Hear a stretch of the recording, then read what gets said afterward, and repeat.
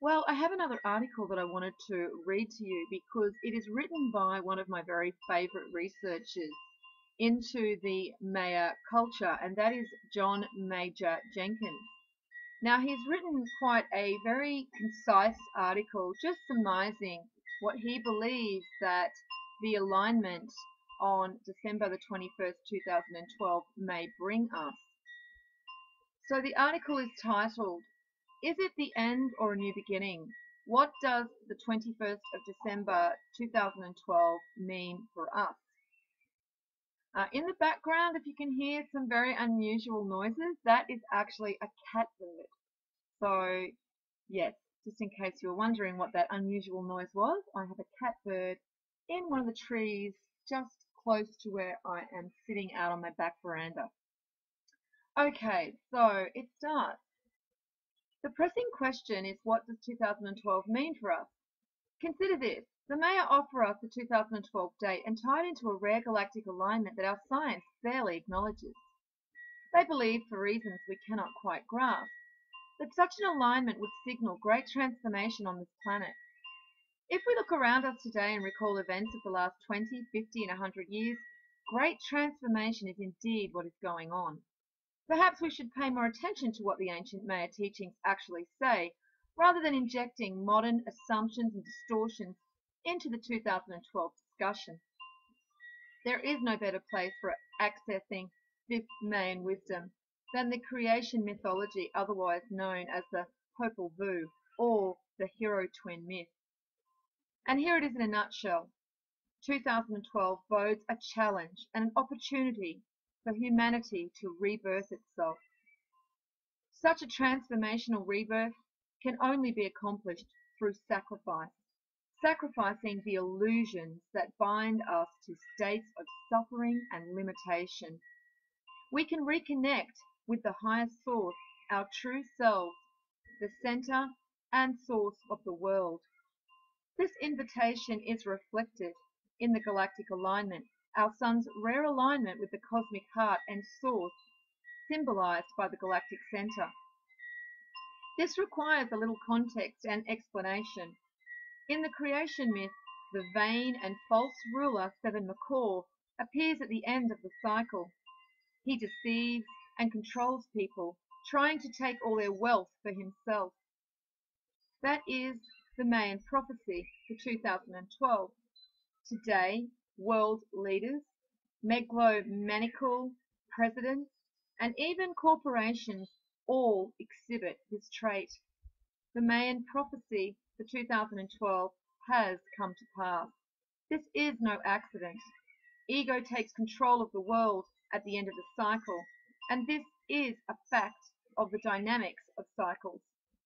We see this insight in many world age doctrines, from the Hindus to the Greeks, and especially among the indigenous peoples of the New World, such as the Maya. Spiritual light at the beginning gives way to darkness. Day turns to night, and at midnight the darkness has maximized. Year 2012 represents galactic midnight in the great cycle of precession.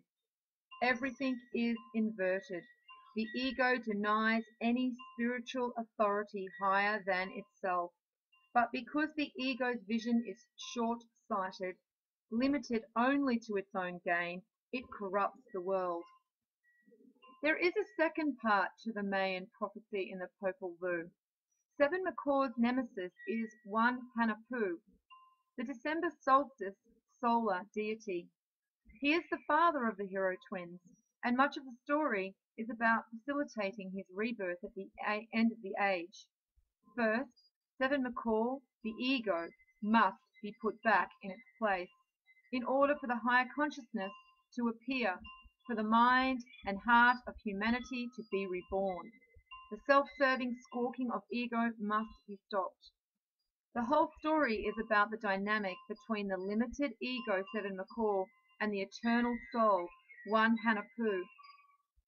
Since one Hanapu represents the December solstice sun, the entire myth is framed upon the galactic alignment. And here's the key to the transformation. the key to putting Seven McCall back into right relationship with one Hanapu, sacrifice. The challenge and the opportunity of 2012 lies within the province of our free will choice to sacrifice our illusions, the illusions that entangle our consciousness with ego, limitation of Seven McCall. 2012 is not about something that will happen in a predetermined sense while we sit around waiting. It is about our free will choice to open up and reconnect with the eternal wisdom, or hunker down in defeatism, closing our minds in fear. These ideas found in the Maya creation myth are really perennial teachings. It is very significant that hidden within the depths of the Mayan calendar, we find the same spiritual wisdom that resides at the root of all great spiritual traditions. Called the primordial tradition or the perennial philosophy, Mayan genius has linked up this global human heritage to galactic seasons of change, timed by the Galactic Alignment of era 2012. The ramifications of 2012 opportunity are critical for creating a sustainable future. The key is embodying the higher wisdom, the higher vantage point, to resolve problems that are impossible to solve when consciousness retains an allegiance to lower consciousness, to the self-serving agenda of egoism. And as I said, that was written by John Major Jenkins. Now, John Major Jenkins has also recently had an excellent interview on Red Ice Radio, so I will link that interview underneath. And as I mentioned earlier, I will also link John's website for you to have a look at what he believes will occur in regards to this very special alignment on the 21st of December 2012. Well, I'll leave it there, guys, and as always, peace out.